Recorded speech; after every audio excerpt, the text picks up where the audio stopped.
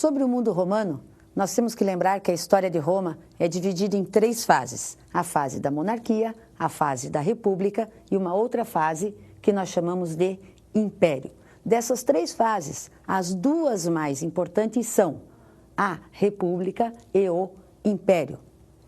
Sobre a república, nós temos que lembrar que é nesse período que ocorre o expansionismo territorial romano, e é esta expansão territorial romana que vai fazer a grandeza de Roma, vai fazer com que Roma se torne o maior império do mundo ocidental. Durante a República, nós vamos ter a formação das principais classes sociais romanas, não podemos esquecer quais são: patrícios, plebeus e escravos. É nesta fase também que se constitui toda a estrutura política romana, que nós chamamos de magistraturas. O que são essas magistraturas? Essas magistraturas eram os principais cargos que compunham o principal órgão da política romana durante a República. Qual é este órgão? É o Senado. O Senado é composto por várias magistraturas, dentre as quais a magistratura de cônsul, questor, edil, pretor, censor e ditador, sendo que a magistratura que tem o comando político de Roma é a magistratura de cônsul. É no período republicano ainda que Roma vai viver as suas lutas sociais. Por que Roma vai viver o seu conflito social nesse período? Por causa desse expansionismo territorial, Roma vai crescendo e, obviamente, vai enriquecendo uma elite que nós chamamos de elite patrícia.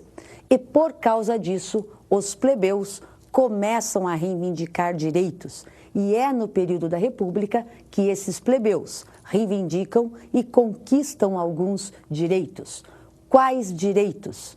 O principal direito conquistado pelos plebeus vai ser o de compor uma magistratura dentro do Senado, que é a magistratura dos tribunos da plebe. Então, eles poderiam eleger 2 representantes para participar do Senado com direito a veto e a voto nas decisões políticas. Quando aumenta o expansionismo territorial romano, os conflitos políticos internos também aumentam. E para amenizar esses conflitos, o Senado criou o cargo de triunviro, que nós chamamos de triunvirato. Eram 3 pessoas que teriam o poder político em Roma. Mas este grupo, formado por Júlio César, por Pompeu e Crasso, também entrou em conflito entre si, fazendo com que o Senado criasse um segundo triunvirato após o assassinato de Júlio César.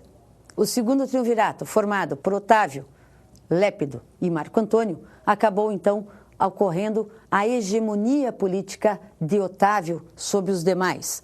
Esta hegemonia política Otávio conseguiu por quê? Porque Otávio criou a chamada política do pão e circo.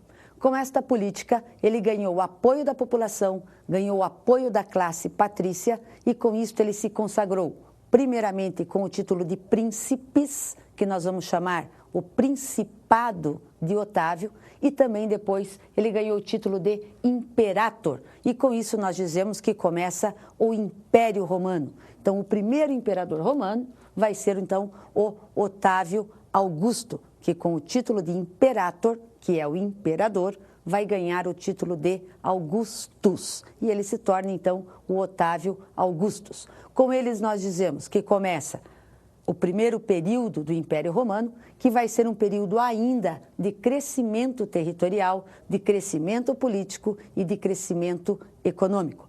Nós não podemos esquecer que é no governo de Otávio Augusto, como imperador, que nasceu uma figura importante que vai ajudar no desmembramento, no declínio do mundo romano. Você já lembrou, vai nascer Jesus. Jesus, então, nasce no governo de Otávio, mas não existe o cristianismo no governo de Otávio. É bom lembrar que os vestibulares costumam colocar o cristianismo existente no governo de Otávio. Não existiu o cristianismo no governo de Otávio.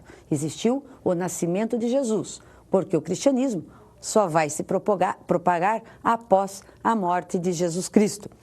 Neste governo, então, a política do pão e circo ganha força E depois disso, outros imperadores também vão governar com pleno poder no mundo romano, e este mundo romano, este Império Romano, começa a entrar em decadência a partir do século III depois de Cristo. Por que que vai ocorrer a decadência do mundo romano a partir do século III depois de Cristo? Porque a partir do século III, Roma deixou de conquistar territórios. Já havia conquistado tudo o que podia. Deixando de conquistar territórios, o que Roma deixou de trazer para o seu império? Mão de obra escrava, que é o sustentáculo da economia romana. Com isto, Roma vai passar a viver a chamada crise do escravismo. Com esta crise escravista, vai ocorrer uma crise econômica, aliada ao crescimento do cristianismo, que vai se colocar contra o império. Quais são as críticas que o cristianismo faz ao mundo romano? O cristianismo se coloca contra os dois sustentáculos do mundo romano. Primeiro, a divindade do imperador e, segundo, a submissão de um ser humano para outro.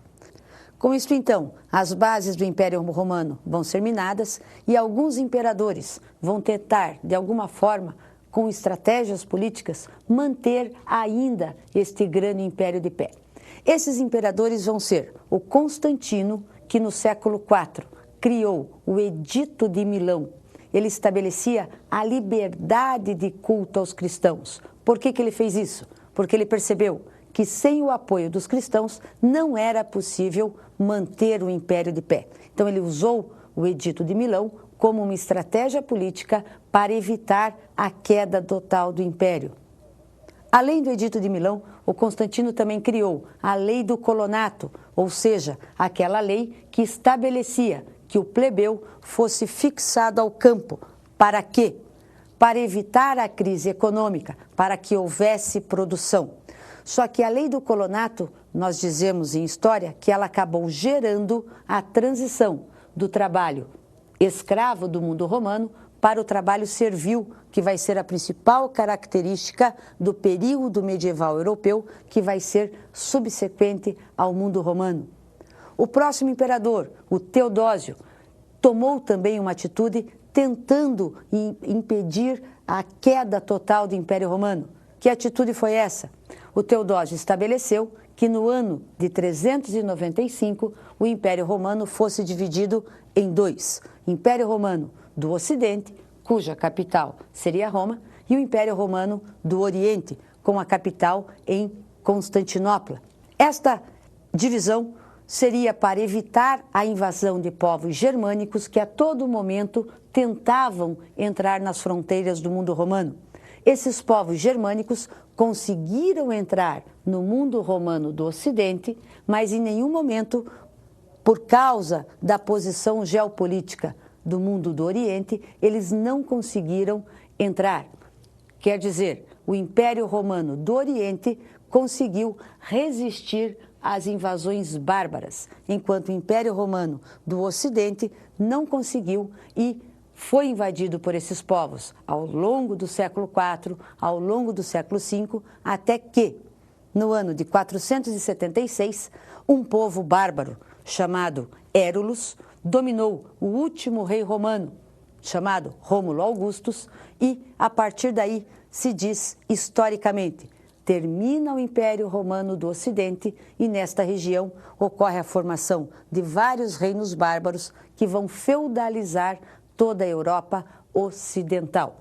Então, a queda do Império Romano do Ocidente vai se dar em 476 por causa das invasões bárbaras, aliado ao crescimento do cristianismo, aliado aí às crises econômicas provocadas pela crise do sistema escravista de produção. Após esta feudalização do mundo romano ocidental, nós vamos ter aí a formação do período medieval.